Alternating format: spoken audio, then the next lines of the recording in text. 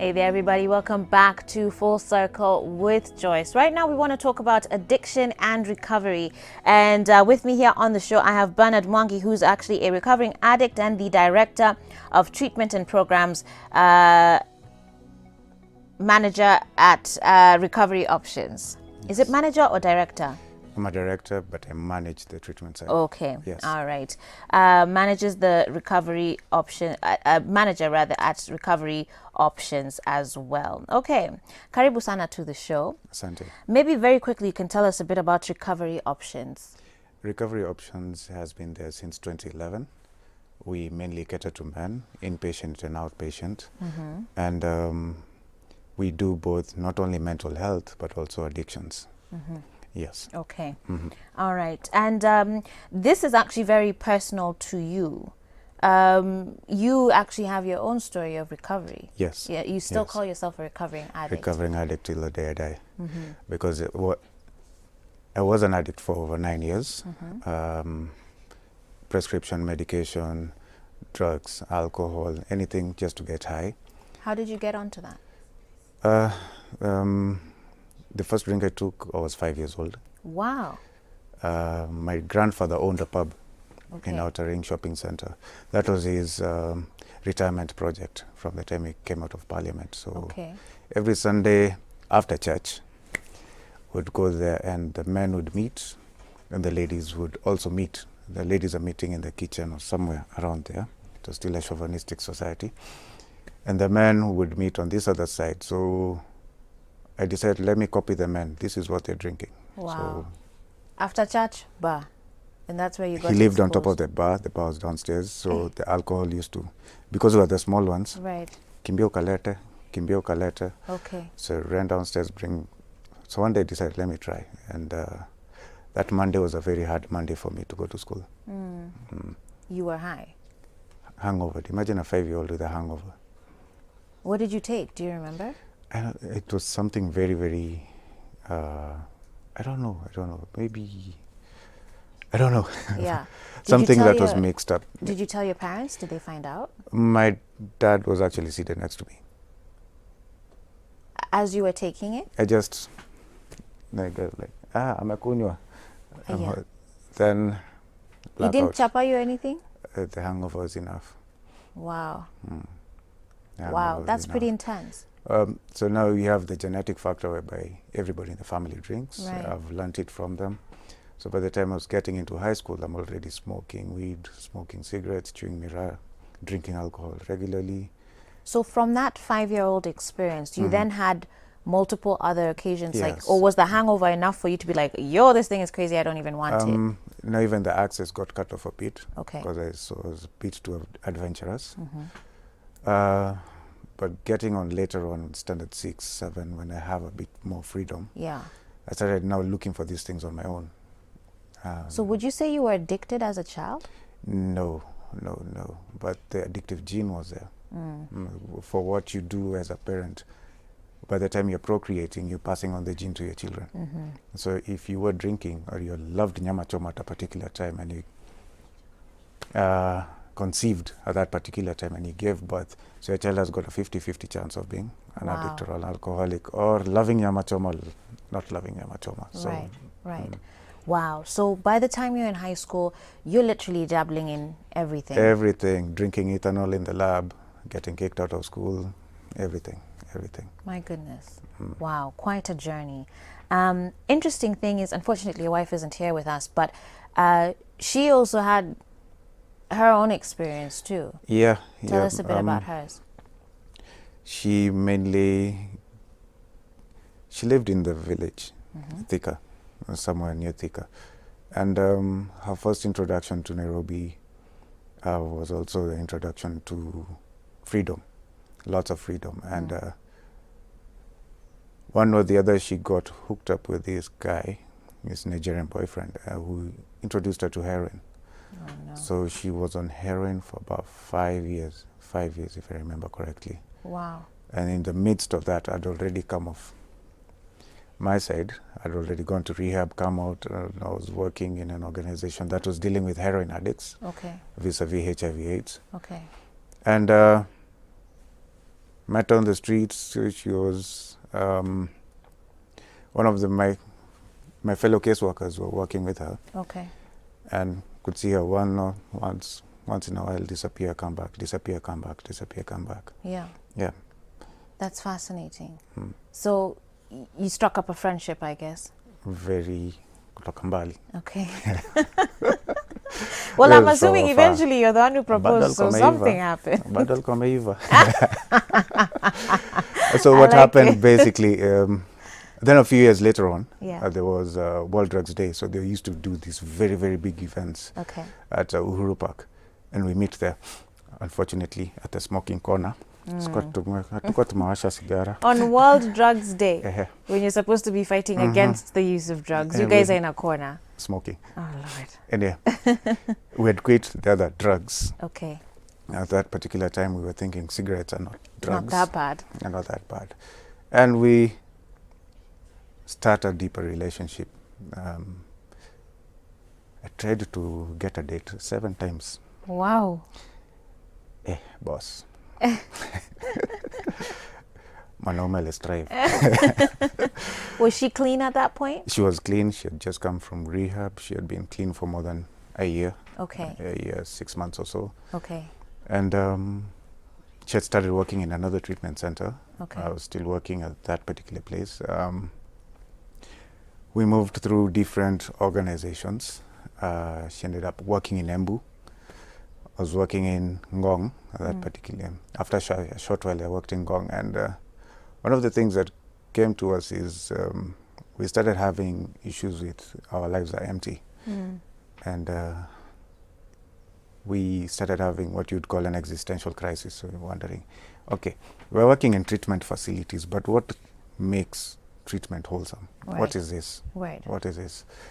So at that particular time, I was prescribing to a different faith. Okay. A faith whereby if you die today, you're buried today. And so that to lessen the burden on my parents. If anything were to happen to me when I was on the streets. Wow, that was the reason. That was the reason. Wasisumbuliwe. Wow. Mwanaume alikufa, alichapwa mob. Wow. Alisotiwa siku hiyo hiyo. Wow. Yeah.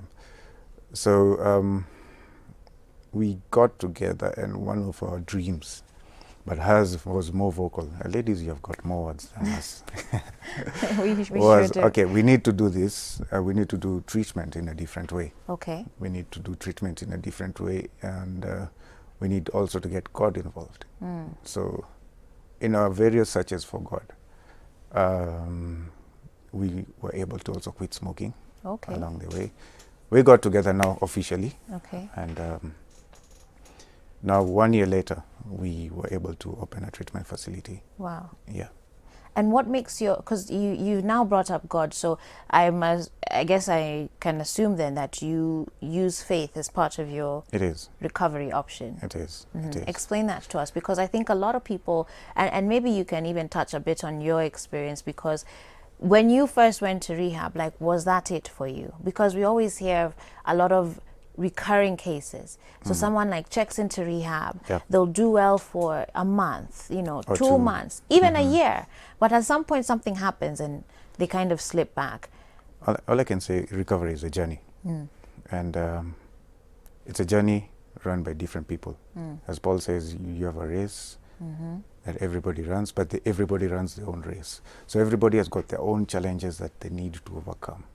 And the only entity that has that power to get you through that particular path, or to get you on that path, is God himself. Right.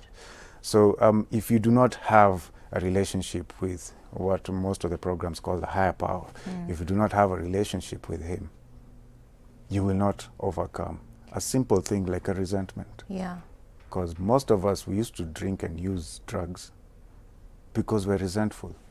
And it is said that a resentment is like drinking poison, expecting the other person to die. Right, right. Imagine something as simple as forgiveness. If we're not able to forgive, who will give you that power to forgive? It is only God. Yeah. So amongst many other spiritual attributes that only God can help us along with. Right. Yes. That's fantastic. And so that's really built into your program. Yes, it is. Okay. Yes, it is.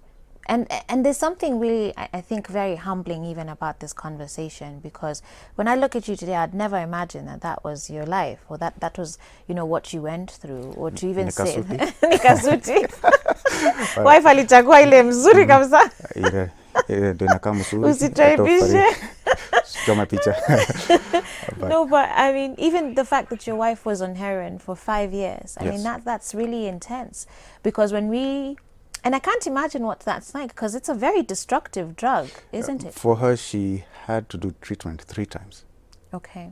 For me, it was 1 time, but I struggled with much more things later on. For her, her family was very, very supportive.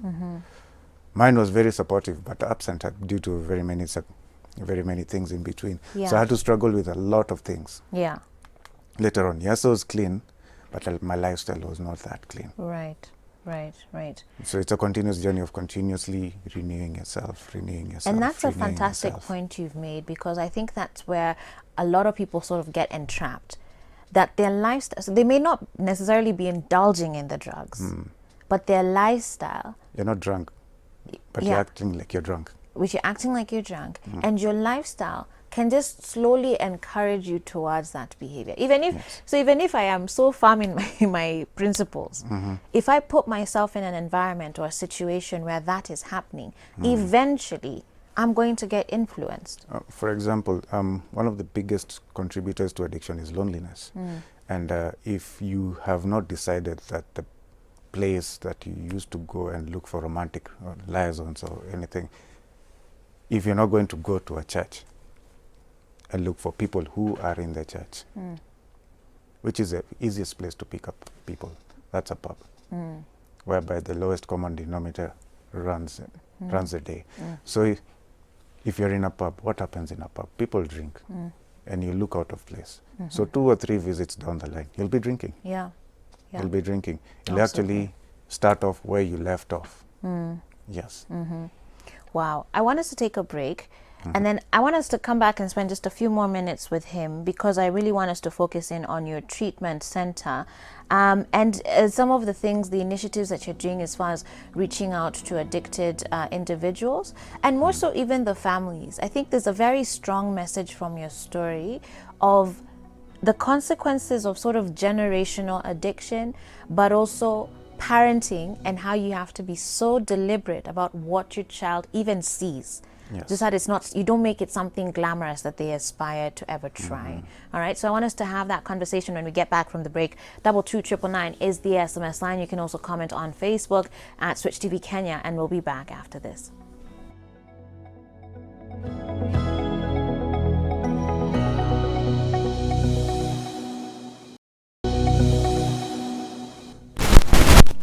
Guys, welcome back to Full Circle with Joyce. Thank you again for your company.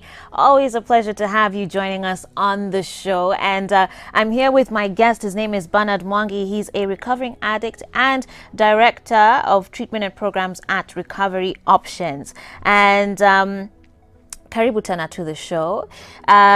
Recovery Options is a non-profit organization that actually is run by Bernard and his wife, okay, who are both recovering addicts, and have founded their calling to actually reach out to other addicted persons and families, and that's what they've been doing. And we've just been talking about his experience with drugs and alcohol. First, partaking alcohol at 5 years old. I mean, that thing has still just blown my mind. And the fact that you said your dad was there. My like, grandfather, my uncles, it was everybody smoking, drinking. So this is yeah, the first picture of what men are. yeah. And that's so, yeah, and that is so sad in a way. It's still sad in a way that that was your first picture of what manhood really is all about. And so even when we look at society today and the different vices that people are struggling with, maybe this is an important point for us to actually really consider parenting and the roles that parents really play in the lives of their children. I'm going to be diving into that discussion with you here in just a moment. But for now, let me just touch on an SMS here. Someone says, "Hey, I'm enjoying the show. Is it true that alcohol relieves stress, as people say? Because I know after drinking, kesho stress ni ile ile." Wa? these drug things.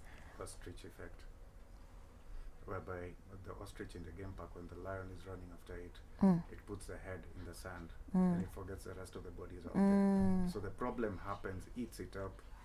When it removes the head from the sand, the lion either has feasted on the rest of the body or has left some damage. So what happens, it cheats you for a particular amount of time, like just for the night. Hakuna shida, there is no problem. Just for a moment.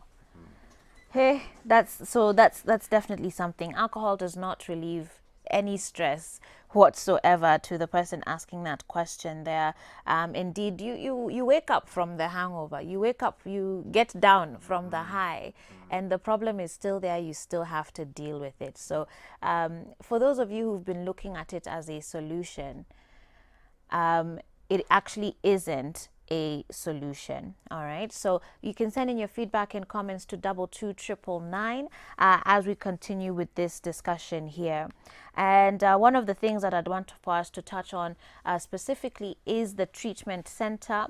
And if you know someone who is struggling with this, it's a disease, really. If someone, you know someone who's struggling with this disease, I really certainly hope that you're paying attention and are able to get them the assistance that is required. The other thing we'd like to mention to you and to at least highlight is that we're actually marking Suicide Month. Is it Suicide Month?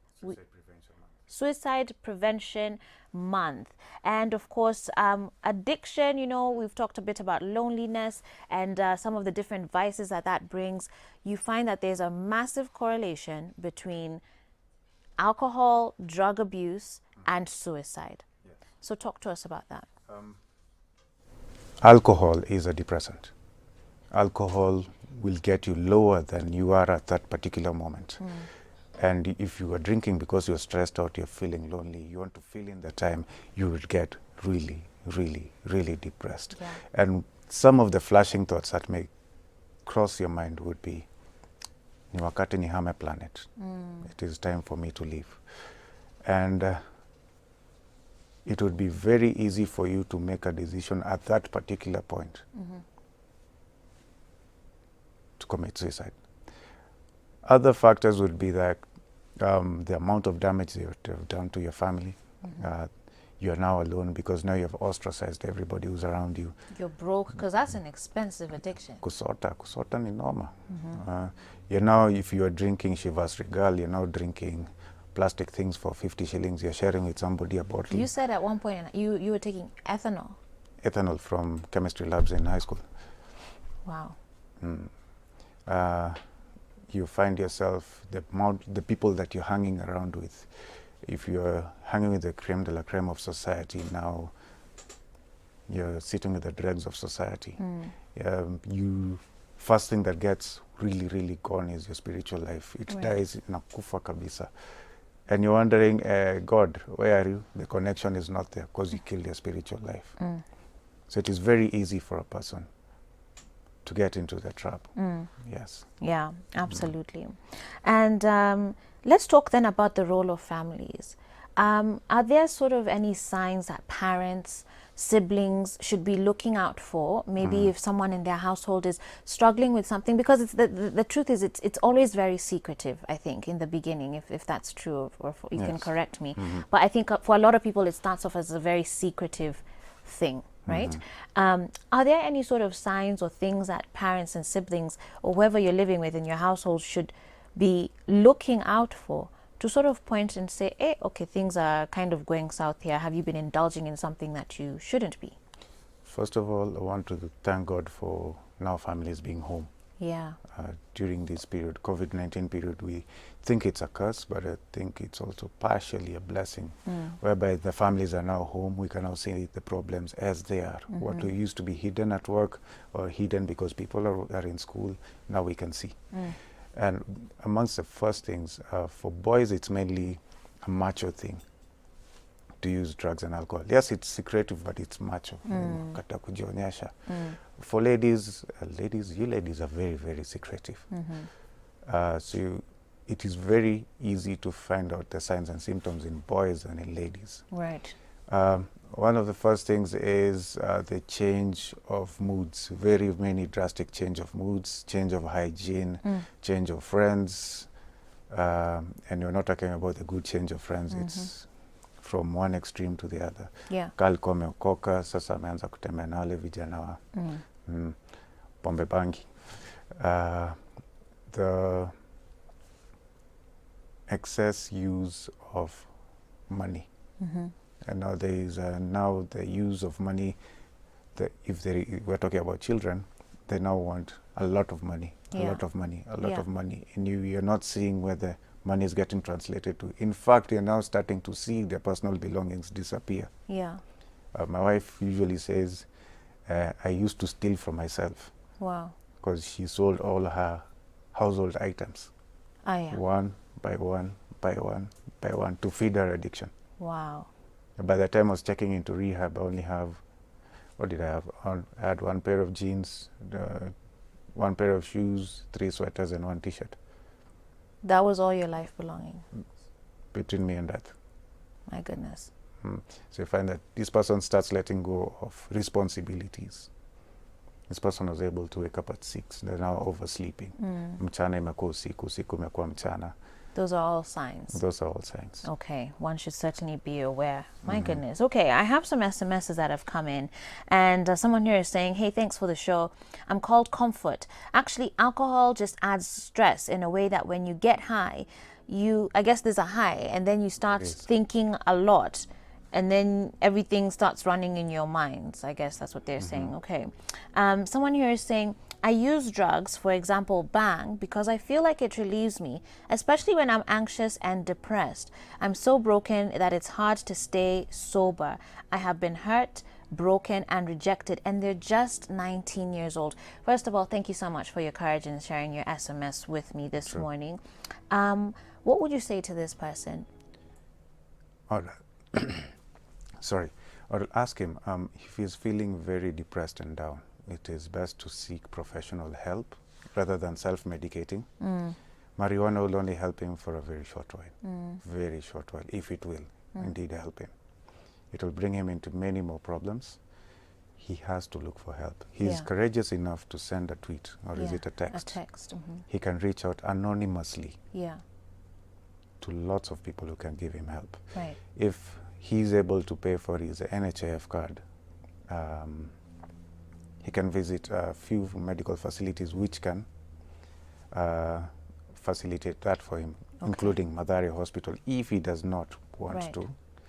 And there's also the helplines. Even the Red Cross has a very good helpline to help him with that. It is actually free. And you're 19, so you have your whole life ahead of you. And as I keep saying, your actions will always have consequences, and that will determine the circumstances of your life. Actually, the worst consequence is the human brain matures by the time you're 21. So you can imagine the amount of damage he's doing to his brain right now. And give yourself a chance. If he's already in trouble, then he's adding more trouble. Yes. Give yourself that chance. Please do seek out for help. And thank you again for sharing your SMS. Sharon watching from Kisii, asante sana as well. Someone here says, Mr. Bernard Mwangi is so inspiring. I also once in my life got surrounded by friends who were using hard drugs because I thought they looked cool at the time. Thank God I never smoked or drank. And that's Evans Abogi from Eldoret. Thank you for sharing that feedback with us as well. Someone here says, good morning once again. Please ask our guest, apart from drug addictions, do they also deal with other type of addictions as well? Some of us are not in drugs, but are really addicted to awkward things. You find that drug addictions usually go very hand in hand with a few things like gambling, porn, porn, sex, so food addictions, those we can handle. But if it starts getting to some other parts, we'll refer you to a very good person who can help them. Before we wrap up, there's 2 questions that I really want to ask you. The first one is, when you look back at your life and sort of the journey that you've had to take now to get to this point, and I mean, kudos to you, because you've taken the mess and created something out of it that is not just changing your life, but other people's as well. But is there a part of you that sort of looks back, at your parents, at your family, and kind of just wonder what they were thinking? Have you ever had that sort of conversation with them? Did you ever question how they raised you? I really questioned them severally. But what came out was they didn't know that it was going to become trouble later on. They didn't know what was happening between them would affect me in one way or the other and push me towards addiction deeper and deeper. I didn't know quite a lot of things. But the most preventable thing that if they had the knowledge, would have been to keep me very far away from drugs and alcohol, and to keep it instilling in me, ukitumia hiyo kitu utatupa mbao. You continue using this, you're going to lose your life. Because I lost 9 years of my life. I would have passed very well in high school. I still got a B-. Well done. Squeezer. Those days when you do 12 subjects. But it's still... And that's a massive lesson for every parent, that it's not just about what you say. It's about how you live your own life, because your kids are watching. And so to be very deliberate about creating safe spaces for them, and hopefully just being like a true example, not to preach water, because even if they're telling you to stay far, but you can see they're drinking wine. Some other time. Absolutely. Actually, the biggest task I think parents need to have is to also to be very informed about what is happening now. What is happening, or what may happen in the next stages of their children's lives. They have to be very friendly with them, but still remain the parent. Absolutely. That's a very tight rope to walk. My final question to you, as we get ready to wrap up, is obviously your wife was also an addict of a very strong drug. Was there any concern about you two coming together? I mean, now, praise God, you're running this recovery center together, but in many ways, I mean, when one has been a heroin addict and one has been into all sorts of things, that's also risky, isn't it? Is it something you would recommend to other people? No. It's jaribu. But anyway, everything is possible with the power of God. With some friends, because we also had mutual friends, kuja wanasema, ni nini mnajaribu? Hii stories unajua kuna vile it can. And we're wondering, okay, what are these guys? What's wrong with them? But also some relationships around us of people who were in recovery also crumbled, came about, and the mess was horrific. It was very scary for us. So we decided to become each other's keeper, encourage and push each other to become better.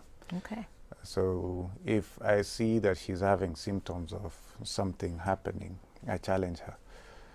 If she sees something is happening with me, she challenges me. If she's not getting through to me, she'll find my friend and tell her, hey, mse wako kuna vile. So it's a journey. It's a journey. It's not easy. It's a journey. Wow. Well, thank you so much for coming today and just shedding light on this. I think there's so much that we take for granted, and how many times we think, you know, our decisions are just ours, but really the repercussions on the people around us stretch for generations. Absolutely. How can people find the Recovery Center and reach out to you? Or Recovery Options, I'm sorry. Yes, it actually is both. Okay. You can find us on Facebook, Recovery Options, or you can call 0711 100 384. 0711 100 384. 0724 427 675. Or you can find us on Twitter and Instagram as Recovery Options. Great. Yes. Thank you so much. It's been great meeting you and talking to you. And all the best to you. Salimia your wife. In fact, tumia salamu vile amekata kukuja. Here, right here. Unatafutwa. This camera here. Unatafutwa. It's okay. She felt shy. It's okay. We understand. Thank you so much once again for coming. Thank you. All right, guys, we're going to take a break now as we get ready for our next segment.